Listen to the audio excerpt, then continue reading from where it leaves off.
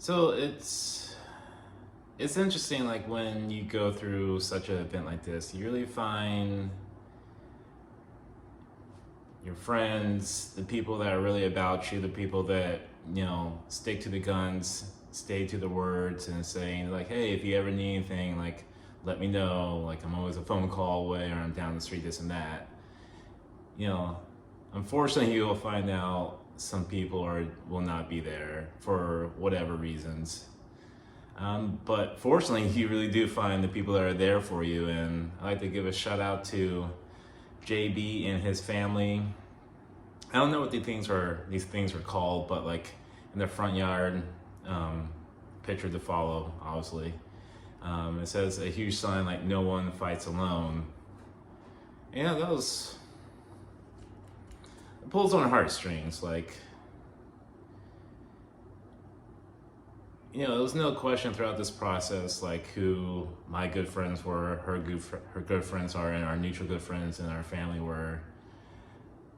But that was really cool to see. Like JB and your family, thank you so much.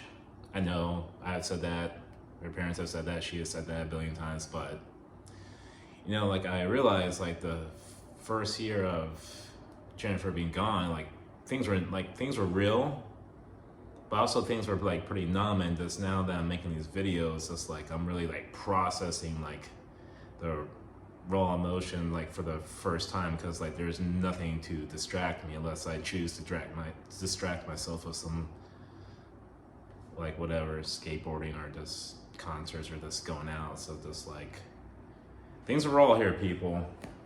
Raw and live in color. So after the neck surgery, she had to do radiation. And just, Jen just throughout this whole thing is a trooper, just like, like have surgery one day, try to work a couple hours today or do this and that. Like nothing really stopped her from doing anything. And like she just kept on pushing and pushing and pushing and pushing. And she always had a sense of humor. So she had a nice little scar, like from here to on this side, probably like right here. Like it wasn't super noticeable because it healed really well. But she always be like, "Hey, Kevin." And I'm like, "What?" She's like, "I don't tell people I got attacked by Jack the Ripper. I fended him off with karate." She'd go, "Karate, karate, karate, karate, karate, karate." And I'll just be like, "Jennifer, I don't think Jack the Ripper really would go for that, but I like where your head's at, so I'm just gonna go with it too." And like, since she's in the hard collar and her neck was fused, and they injected some kind of like hard plastic in between the vertebrae to help it set, and it was really important that she didn't like rotate her neck at all. So she had to live life in the hard collar, and she really couldn't shower for a while, which that girl loved to shower. Like I would always hate it, like when she would come visit me in Flagstaff, like we'll go hiking or do something, and she would just shower forever, and I always like bang on the door. I was like, "Hey, you running up the water bill and the light bill at the same time. You gotta get out of there." She'd be like, "Shut up, Kevin." I'm like, "Okay." But her mom, when her mom was staying with us for a bit, her mom would drive around, or I would drive around. It's like one day she just got fed up, and she's like, "Kevin, I'm leaving." I'm just like, "Where are you going?" She's like, "I'm going out." I'm like, "All right." I'm just like, "Did you take car keys?" So I ran outside, she's in the car, I'm just like, "You're not supposed to be driving." And like she locks the door, which she never locks doors if you know Jennifer. And she's pulling out, and I have my hands on the hood, and she turned to go down the street. I'm like banging on the hood, I'm like pull it back in. She's like, "Get out of my way." And she's just then like she looked at me like the only time she would look at me when she's Lily. So if you didn't know, Jennifer has 3 personalities. Well, not clinically, but like she has Jennifer, then she drinks a little bit, it goes Jilly, then a little bit more, it goes Lily. Lily's not the person to mess with. Lily gets what she wants, when she wants, or there's hell to pay. First time I met Lily was in Tucson, Arizona after her cousin's wedding, and it was on a resort, and we're walking back to our hotel room, and she took a wrong turn. I'm like, she might be kind of drunk, so I'm gonna Snapchat this to my friends. and she had her shoes off. She's like, "Don't Snapchat me." And she threw her shoes back, hit my phone, the other shoe hit me in the chest. I was just like, spicy girl. But, you know, she looked at me like that, and she ended up just driving around the neighborhood, like just for a couple minutes, like 5-10 minutes, which wasn't a big deal, but it's just like, you know, just like, no matter what, she just had to fight in there, just had to fight, the fight of all fights. You know, that's always respected of her. Then we came to her birthday, and, you know, Jennifer is part of the CrossFit community, the performance arts community, like with the Lyra and pole fitness and everything in between. And, you know, she had a beautiful community of friends. And, you know, I was part of her group text, and they were going to surprise her in our, from our driveway, walking to the front door, there was like a, I don't know what you call it, like a lounge area.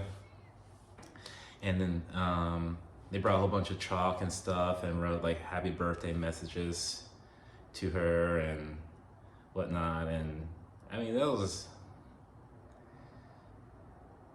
you know, you can't buy time and you can't buy good people like that. Like her Vegas crew, you have some beautiful souls. Like, love you guys and girls and everything in between. And video the follow of Jenn. We're leaving to go to one of her follow-up appointments, and when she saw it for the first time, and I'll place a video here.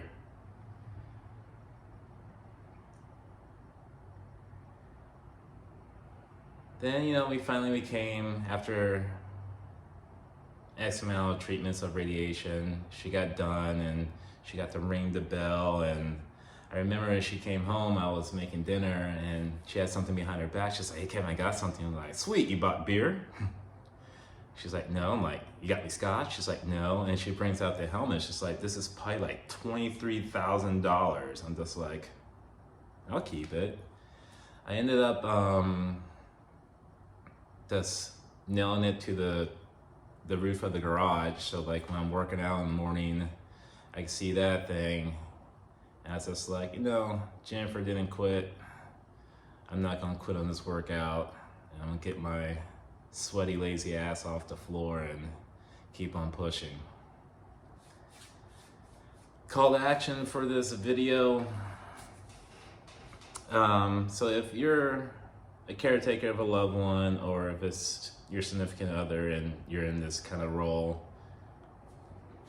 it's obvious you're gonna get upset, you're gonna get pissed off, you're gonna be scared, you're gonna be irritated, you're gonna come home from work or from doing whatever, and you just wanna be done. You just wanna sit on the couch or whatever, watch TV, and you know, your loved one is gonna ask you to do something, or if you go run out and get something, and you're gonna be like, "Shit, just got home, I don't wanna do anything." And you know, there's times where like I'll bitch and I'll complain, and I wish I could just like go back and just say like, I'm bitching about having a normal life. Here's my girlfriend trying to find her new normal with going through a cancer treatment, and who else knows like what's floating through her head that she doesn't want to share with me for whatever reason. So check your emotions, you know, take a deep breath, evaluate the situation, and just know this, as strange as this may sound, like you have the easier part in this ordeal. And on to the funny Jenn story of the video. So get that mental image of our front area of our house with all the chalk and the rainbows and this and that and the unicorns and all the girly kitty stuff, if you want to call it. So I drop her off at work, which we would normally call driving Miss Lazy.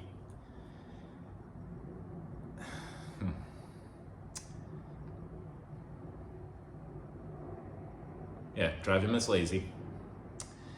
And there's a door-to-door salesperson walking up to the house. I was like, oh, damn it. Like, I don't want to talk to anyone right now. Normally I'll just circle the block or park in front of my neighbor's house, but like I had to go to the bathroom, so, you know, park the car and I meet him in that little area. And I was like, what's up, bud? He's just like, oh, I'm with such and such security company, yada, yada, yada. We're just going around the neighborhood to let people know we're in the area and we're providing like such and such offer. And like before I could say anything, because if he would just looked up above our door, he would have saw a security camera. He was just like, and I can see you're a little hesitant about it, but think about your kid or your kids. I was like, kid or kids? It's like, yeah, like all the chalk writing and this and that. I'm just like, oh yeah, my grown-up kid.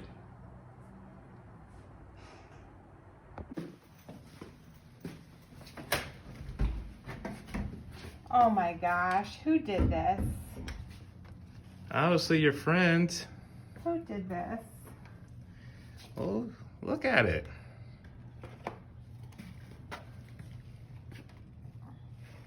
Who did this? All your beautiful friends, babe.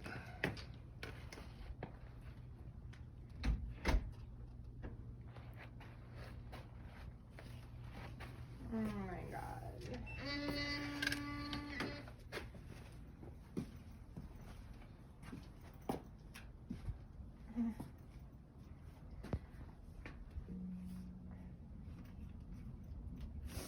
What you think? I have amazing friends. Yes, you do.